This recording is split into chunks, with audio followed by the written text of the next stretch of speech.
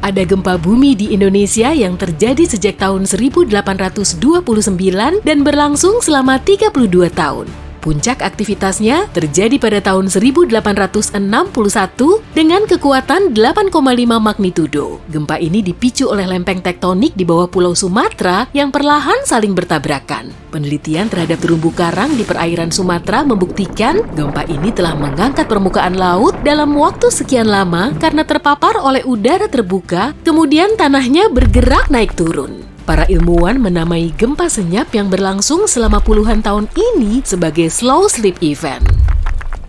Satu sambaran petir saja bisa memanaskan udara hingga sekitar 30.000 derajat Celcius. Panas membuat udaranya langsung memuai sehingga menimbulkan gelombang kejut atau dentuman yang kita kenal sebagai guntur. Saat ini, sudah ada sekitar 3 triliun pohon di seluruh dunia. Berarti kalau di rata-rata, tiap orang punya sekitar 422 pohon. Tapi dulu, jumlahnya mendekati 6 triliun. Hampir 70% permukaan bumi diselimuti air dan rata-ratanya sedalam 4 km. 97% gunung berapi di bumi terdapat di bawah air. Contohnya, pegunungan besar Mid-Ocean Ridge yang panjangnya lebih dari 64.000 km. Manusia telah menambang sekitar 190.000 ton emas di planet ini dan menurut perkiraan para ahli, sisanya tinggal 20% di perut bumi. Tapi angka ini terus berubah. Mauna Loa di Hawaii adalah gunung berapi aktif terbesar di dunia dan menjulang lebih dari 4 km di atas permukaan laut. Kalau diukur dari dasarnya, gunung ini bisa setinggi 17 km, tapi sebagian besarnya terendam air. Panjang 160 lapangan sepak bola pun nggak sampai segitu loh.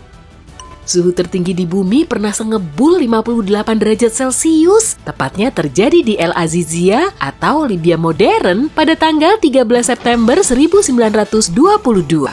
Sedangkan suhu terendahnya mencapai minus 90 derajat Celcius di stasiun Vostok, Rusia pada tahun 1983. Bumi merupakan planet terbesar kelima di tata surya kita setelah Jupiter, Saturnus, Uranus, dan Neptunus. Untuk mengitari keliling bumi sejauh 40.000 km, kita perlu berjalan selama 8.300 jam. Tapi karena daratannya saling terpisah, perjalanan kayak gini akan sulit direalisasikan. Bumi mengorbit matahari selama 365,25 hari. Nah, karena waktu setahun cuma selama 365 hari, kita perlu nambahin 1 hari fullnya di tahun kabisat, yaitu tiap 4 tahun sekali. Rusia mengantongi gelar sebagai negara terbesar di seluruh dunia. Luas areanya sekitar 17 juta kilometer persegi atau lebih dari 1/8 daratan yang dihuni manusia di bumi. Tapi dengan ukuran sejumbo itu, jumlah populasinya relatif sedikit. Planet yang punya 1 satelit hanyalah Bumi. Merkurius dan Venus nggak punya satelit sama sekali, sedangkan planet lainnya minimal punya 2. Bumi sudah berumur lebih dari 4 miliar tahun. Para ilmuwan bisa memperkirakannya dengan meneliti batuan tertua dan meteorit yang telah jatuh ke bumi.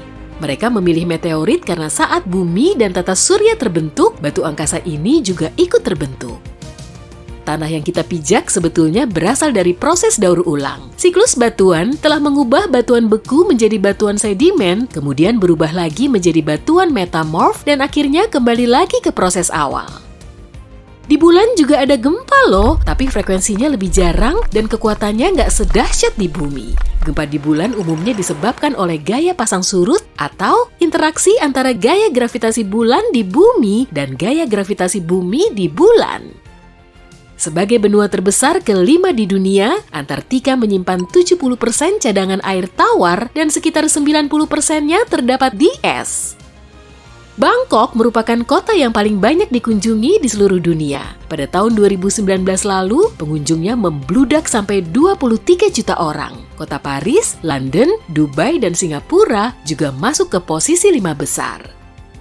Lapisan terendah atmosfer bumi disebut troposfer, dan disinilah terjadi proses perubahan cuaca. Permukaan bumi makin panas oleh sinar matahari, lalu udara panas bergerak naik menuju troposfer. Beberapa saat kemudian, udara ini memuai dan kembali dingin saat tekanan udaranya turun. Akhirnya, suhunya kembali naik setelah bumi menghangatkannya lagi.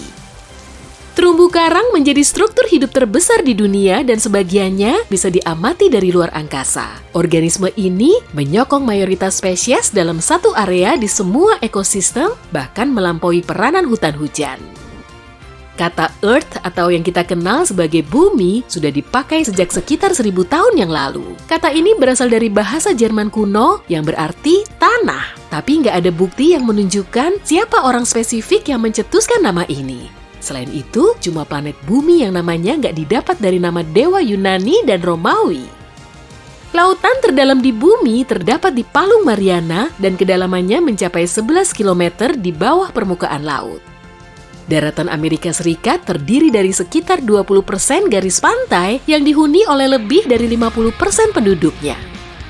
Bentuk bumi nggak bulat sempurna, tapi mirip bola yang dimampatkan dan ekuatornya lebih menonjol. Tonjolan ini disebabkan oleh gaya orbit bumi yang bikin kedua kutubnya agak tertekan dan rotasi bumi berbentuk garis lurus imajiner.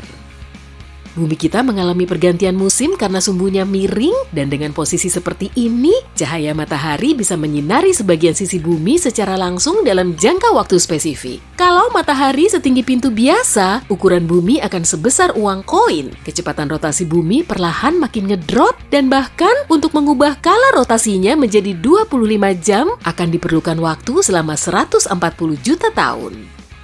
Predikat hewan terjumbo di seantero dunia disematkan kepada paus biru Antartika. Panjang tubuhnya bisa sampai 30 meter dan beratnya 45 ton.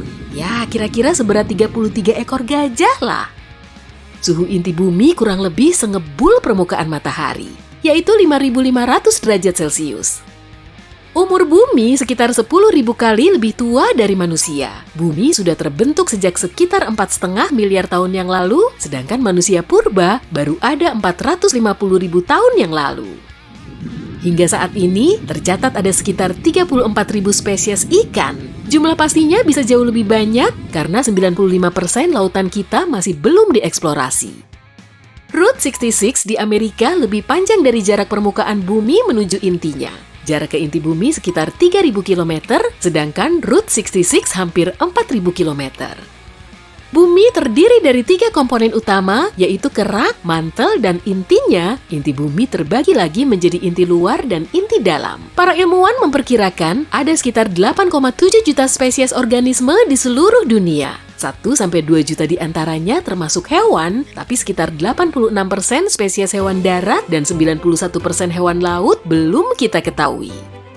Astronom kuno dulu menganggap bumi sebagai pusat alam semesta. Selama 2000 tahun, mereka meyakini kalau bumi cuma diam dan benda angkasa lain yang mengorbit planet kita. Tapi kemudian, pada tahun 1543, Copernicus memperkenalkan model tata suryanya dengan matahari sebagai pusatnya. Bumi merupakan planet terpadat di tata surya. Meski kepadatannya bervariasi, rata-ratanya cuma sekitar 5 gram per sentimeter kubik.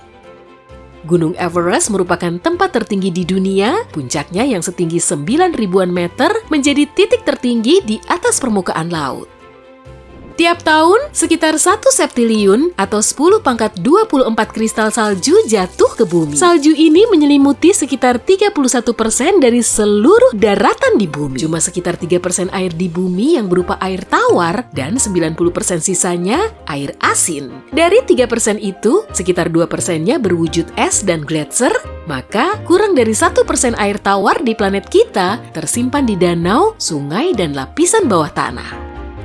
Danau terbesar di dunia adalah Laut Kaspia. Luasnya 371.000 km persegi. Kalau yang terdalam, pastinya Danau Baikal di Rusia. Kedalamannya mencapai 1.610 meter.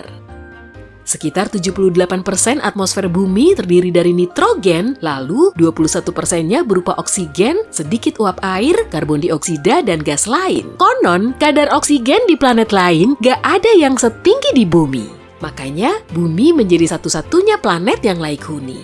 Sejauh ini sih gitu.